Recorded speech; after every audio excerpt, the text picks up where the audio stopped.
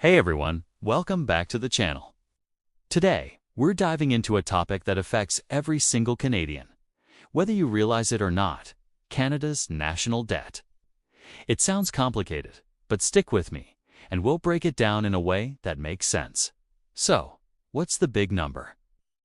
As of right now, Canada's federal debt is hovering at a staggering figure, well over $1 trillion. But a huge number like that doesn't tell the whole story. What's more important is the debt-to-GDP ratio.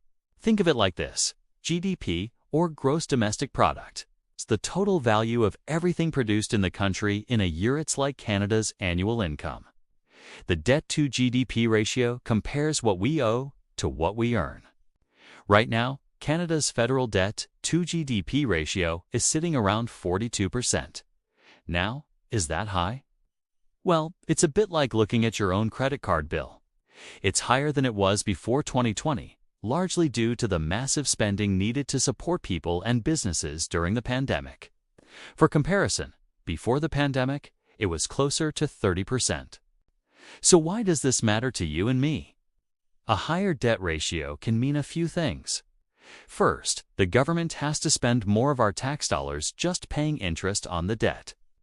That's money that could be going to healthcare, education, or infrastructure projects.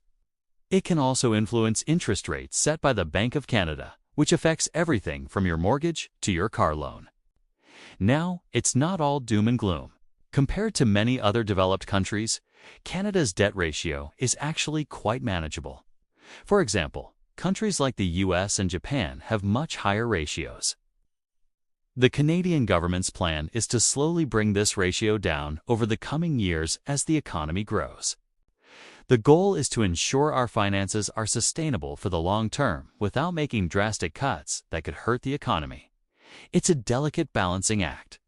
The government needs to invest in our country's future, while also being careful not to let the debt get out of control. Keeping an eye on this number helps us understand the financial health of our nation and what kind of economic future we're building. What are your thoughts on this? Do you worry about the national debt?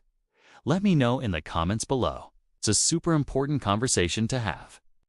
Thanks so much for watching, and if you found this helpful, don't forget to hit that like button and subscribe for more content just like this. See you in the next one.